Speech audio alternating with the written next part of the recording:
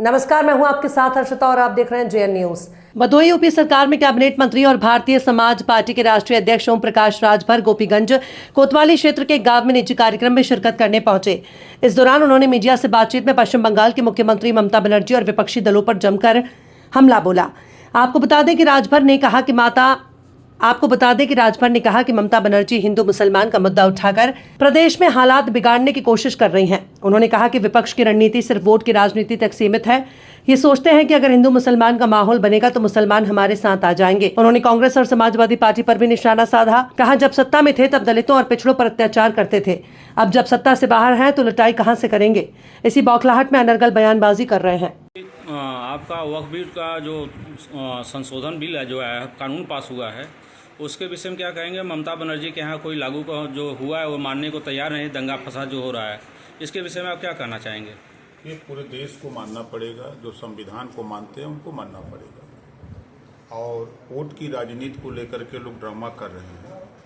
समझने की कोशिश लोग करें कि वक्फ बिल बोर्ड में जो वक्फ बिल पुराना बिल था और नए बिल में दोनों में क्या अंतर है।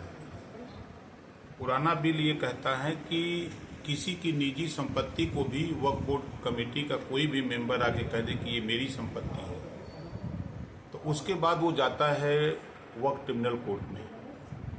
वक्फ ट्रिब्यूनल कोर्ट अंतिम फैसला होता है कि वो जो फैसला दे दिया उसके पक्ष में फिर वो कहीं दूसरी कोर्ट में नहीं जा सकता। ये पुराना बिल कहता है। नया बिल ये कह रहा है कि किसी की निजी प्रॉपर्टी को अगर ये वक्फ बोर्ड कमेटी कहती है कि ये मेरी जमीन है या मेरी संपत्ति है, वो अगर जाता है वक्फ ट्रिब्यूनल कोर्ट में, फैसला अगर उसके पक्ष में हो विपक्ष में हो, उसके बाद civil court, revenue court, high court, supreme court में अपील करने का अधिकार उस व्यक्ति को है। ये है नए बिल में। पुराने बिल में है कि आधी आबादी महिलाओं की है, उस कमेटी में महिला नहीं रह सकती। अल्पसंख्यक में जो और जातियां हैं, जैसे आपके तमाम जातियां अल्पसंख्यक में आती हैं, सिख, ईसाई, जैन, फारसी, उनको वक्फ बोर्ड कमेटी में नहीं रखा गया। तो पुराने बिल में यह है कि महिलाएं उस कमेटी में नहीं रहेंगी, दूसरा कोई नहीं रहेगा। नए बिल में है कि 2 महिलाएं रहेंगी, उनका भी अधिकार है कमेटी में, और 2 और अन्य मुस्लिम धर्म के लोग भी रहेंगे। ये संशोधन है। और इससे है क्या फायदा। अब तक वक्फ बोर्ड का चेयरमैन मुसलमान, उसके मेंबर मुसलमान, एक भी गरीब मुसलमान या गरीब महिला या किसी को वक्फ बोर्ड ने वो संपत्ति का लाभ नहीं दिया।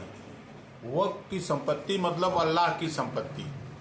अल्लाह की संपत्ति को बेच करके मुसलमानों में जो अमीर मजबूत मुसलमान हैं वो बेच करके उसका लाभ लेते हैं। करोड़ों की संपत्ति लाखों में बेचते हैं और बैकडोर से शेष पैसा ले लेते हैं।